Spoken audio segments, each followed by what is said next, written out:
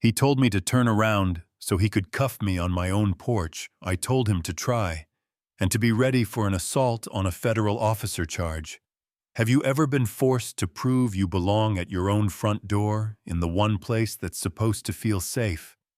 Because that's where this started.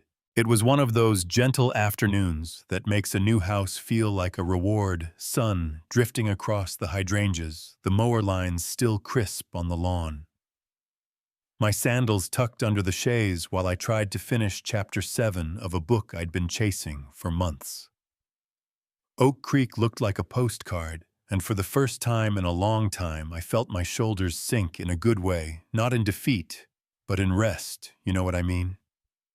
New porch, new keys, new quiet, the kind you want to bottle and save for the days when life runs its mouth. Then I heard that engine, not fast, not casual, the kind of slow idle that feels like a finger running along the edge of a glass. A cruiser rolled past the maple tree like a shark in a swimming pool and stopped at my curb without a sound. No lights, no siren, just presence. The door opened and an officer climbed out, like the uniform had to stretch to contain him. Mirrored sunglasses, jaw-clenched boots, biting tiny crescents into the soft grass. The tag on his chest said SGTD. Harding, and the air changed by a degree I could feel in my sternum. Afternoon, he grunted, not like a neighbor saying hello, but like a line he'd practiced for this exact performance. "Good afternoon, officer," I said, marking my page with a finger, and sitting up and inside me, a second rhythm started the quiet checklist. I can't turn off, even when I'm off the clock. Hands, stance, belt. Proximity, voice, eyes, objectives, angles to the steps. Distance to the door where the neighbors are. What the camera sees. I didn't want to be that version of myself in this sundress, but sometimes the job stands up before you do. "This your place?" he asked. Like the house might deny it if I didn't. "It is," I said steady, no apology in it. "We moved in last week. I'm Sarah Johnson."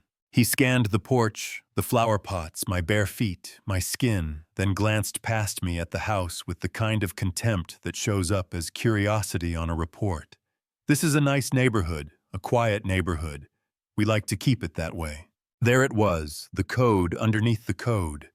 The sentence that sounds like a compliment.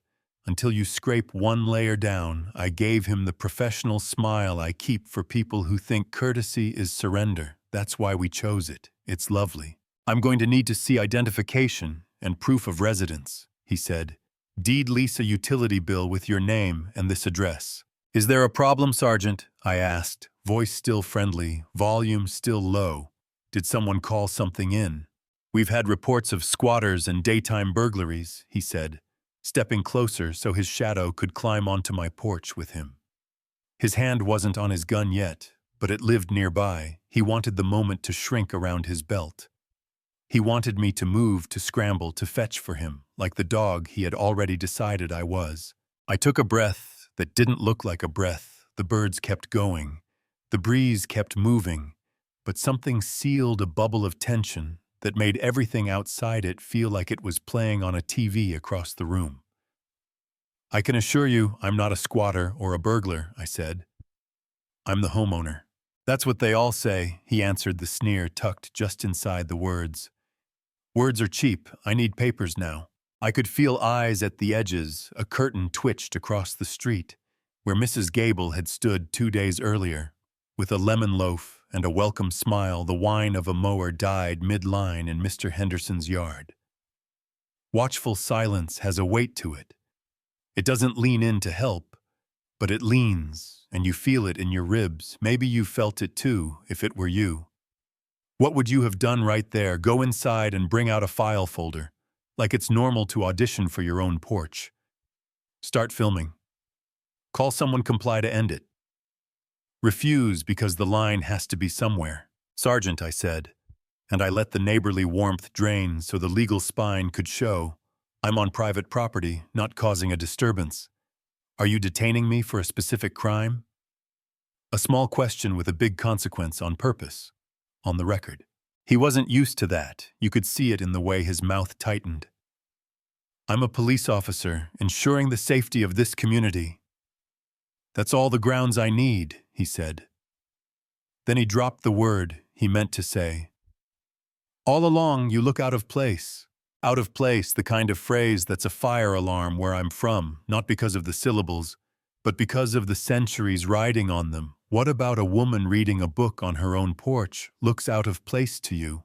I asked, soft, clear, each word clicked to the next, like I was assembling something.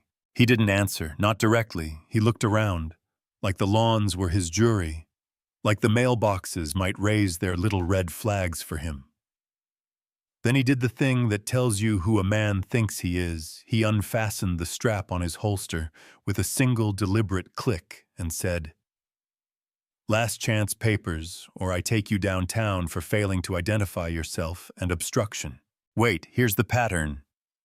Interrupt that still makes people blink when I say it out loud. He reached for his cuffs and I said, "Touch me and you'll be adding assault of a federal officer to the list of felonies you're stacking up, quiet, flat, not dramatic. Just a fact you place on the table between you, like a heavy object." He laughed, the kind of laugh designed to summon an audience head back, mouth wide. "A federal officer, what is it?" "Postal Service Police, the DMV with a badge," he said. "Lady, don't play with me." "Something like that," I said. And I did something small. I lifted the hem of my dress, just enough to clear the strap on my thigh, and unclipped a little leather case that lived next to a Glock 26. I didn't touch the weapon, didn't need to. I flipped the case open and let the sun do the talking. "Federal Bureau of Investigation," I said. "Voice, even name, badge number, unit. You can run my credentials, or better yet, call your chief Michael Davis, tell him I'm on my porch." That killed the laughter in his throat. What came after wasn't silence exactly. It was calculation. You can hear it if you've ever watched a man try to rebuild his reality. In real time, he wanted it to be fake so bad, I could feel the want. "Nice toy," he said. "Where'd you get it?" "A cereal box impersonating a federal officer is a felony. Then you should probably verify." I said, leaving the sentence with all its doors open, or I can make it easy. I reached out quick and clean and lifted his shoulder radio off the clip with a single pull, like taking a coat off a hook. With my other hand, I pulled my phone from the hidden pocket in my dress and tapped a contact whose name has been mine since I was baptized. "Hey, Uncle Mike," I said when he answered. "Sorry to bother you on your day off. I've got a problem with one of your sergeants at my new place." "Yes, that one. Harding."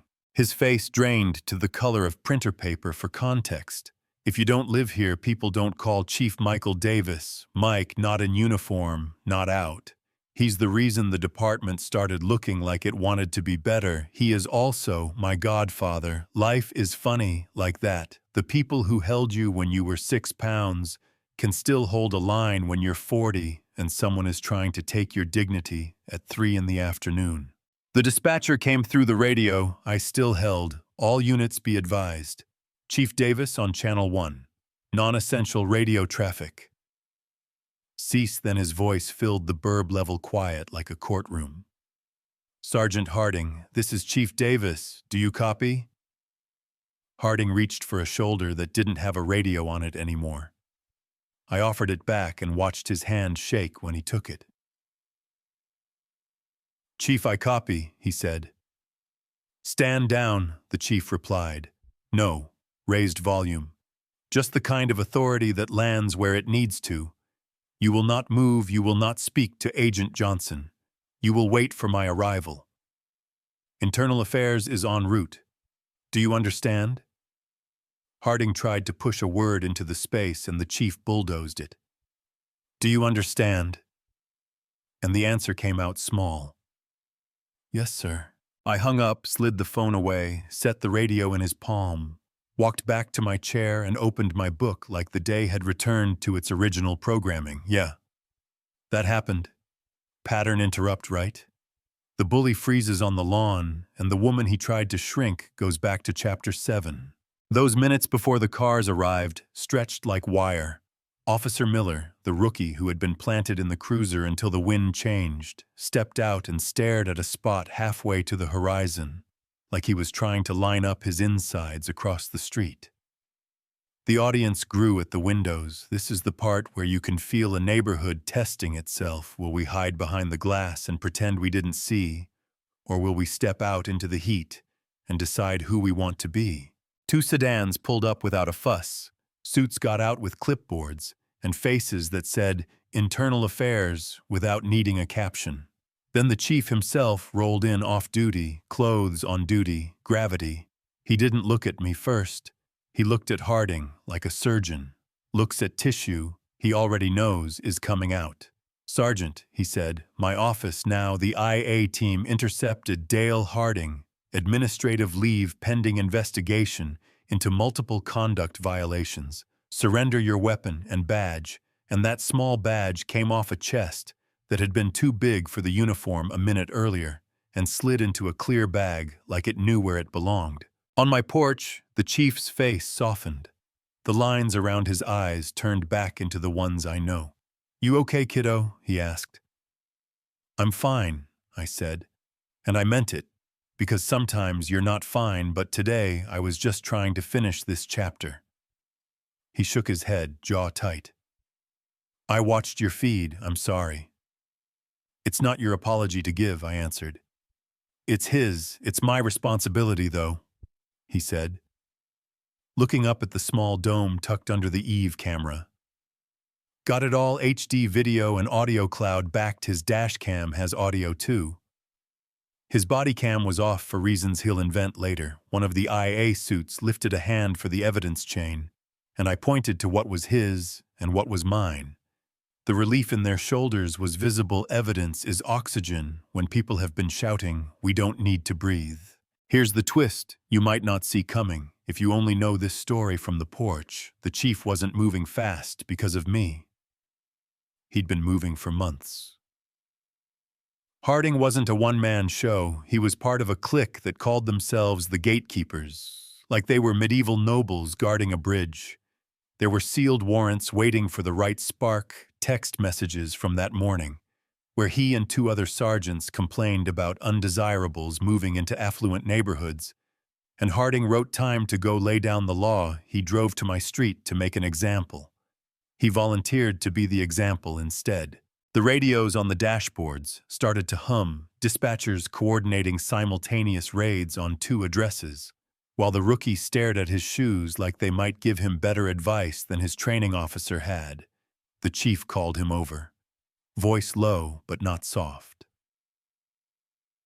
"Miller, you were here. Did you intervene? Did you tell him he was crossing a line? Did you de-escalate?" Miller's mouth opened and closed, then opened again. "No, sir." "You thought it was easier to stay quiet," the chief said. "Safer to let a man abuse his power than to do the right thing. You have a choice now. Continue down that path and your career ends today, or tell Internal Affairs the whole truth and start making it right."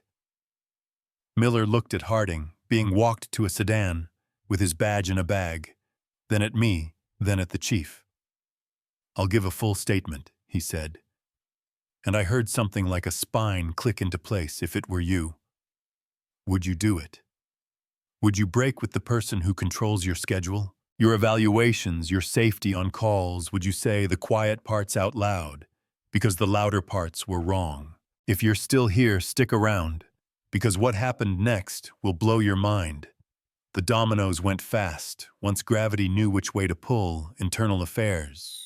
And the bureau moved through the station like surgeons in a room full of damage lockers, opened hard drives. Mirrored cases flagged the raids, brought out unregistered weapons, cash bundled like it had been waiting for its close-up baggies that matched substances mysteriously found in cars after traffic stops that had never smelled right. Miller sat in a room under bad fluorescent lights and talked for 6 hours. Code words, jokes, targets, maps of who belonged and who didn't. According to men who had decided the job gave them a crown. By evening, a news van had a tripod on my block, because of course it did. The station ran blurred clips from my porch with dashcam audio legal analysts counted violations like a drum line and a tip line lit up, until the producers begged for more phones. The voices that poured in were different in details and identical in shape. The gatekeepers had been a broken machine that worked exactly as designed. It just took one clean recording and a rookie's confession to jam the gears. Later that night, Mrs. Gable crossed the street with her hands knotted, like she was trying to hide how they shook. Mr. Henderson trailed behind her.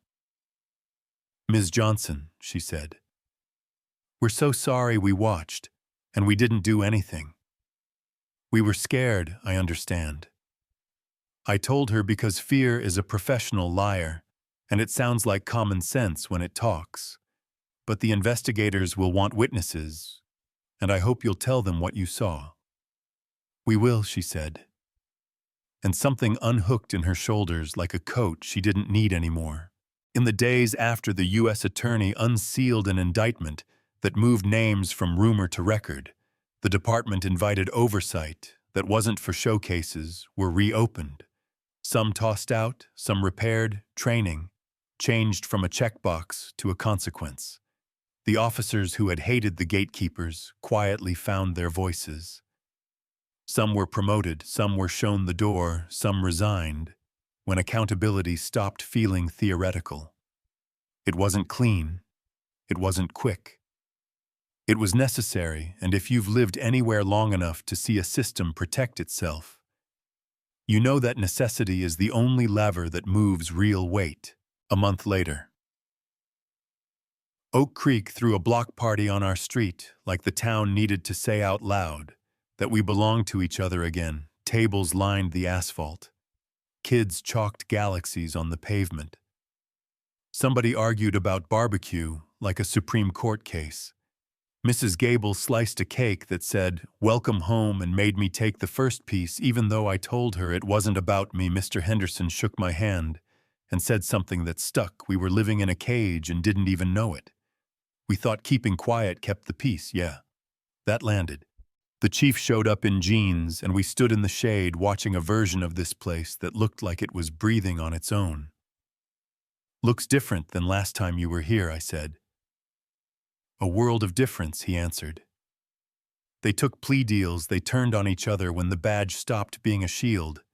He told me about the audit schedule, the cases they were tearing open. The plans to give people their time back, where it could be given, and their names back, where time had already taken too much painful work. Honest work, the kind that makes enemies and builds trust at the same time. That night, I sat on the same porch. Different dress. Same chair. The book on the table where it had lived. This whole story, I didn't open it. I listened to a street that sounded like a town that had decided to try laughter. A dog making demands. No one planned to meet forks on plates. A bicycle bell ringing, like a punctuation mark, on a sentence that doesn't end. Peace felt different. Not like a hush before trouble, but like a quiet earned after choosing to face it. Not perfect, not permanent, but real enough to sit with. People still ask me why I didn't just go get the deed, why I escalated, why I flashed power to stop power. Do you think that's fair to ask the person being sized up to perform their right to exist? So a man with a gun can feel satisfied to ask a homeowner to fetch papers on demand, because the picture in someone's head doesn't match the facts. I chose the line where dignity lives, and I stood on it. Yes, I had a badge, not everyone does. That's the part that should stick in your throat. Because if it took my badge to make the machine cough up its secrets, then what happens on porches where there is no leather case catching the sun? What happens when the video fails and the neighbor doesn't step outside and the chief isn't a man who means it? I want you to sit with that, not to ruin the ending, but to make it honest. I believe 3 things win against this kind of rot. When they stand together, courage, evidence, community. Take anyone away, and the table wobbles. Leave all 3. And a kingdom built on fear falls in an afternoon. Courage without evidence gets dismissed. Evidence without community gets buried. Community without courage goes back inside and closes the blinds. Put them together. And a man who thought he was the gate learns the gate was never his. So let me end where it began, on a porch with a question and a choice. What would you have done in my chair? Argue, comply, record, call, all of the above. Do you think it's fair that proving you belong can depend on the weight of a badge in your hand? Tell me where you're watching from and what your line is. Tell me if one person standing up ever changed the story where you live. Share this with someone who needs to hear that calm can be powerful and that a camera can be a lifeline. And if you want more stories where the ending isn't just a bow but a beginning, hit subscribe and stick around. Because next time the porch might be yours and the gate might be 3 houses down, and the person who decides to step forward might be you.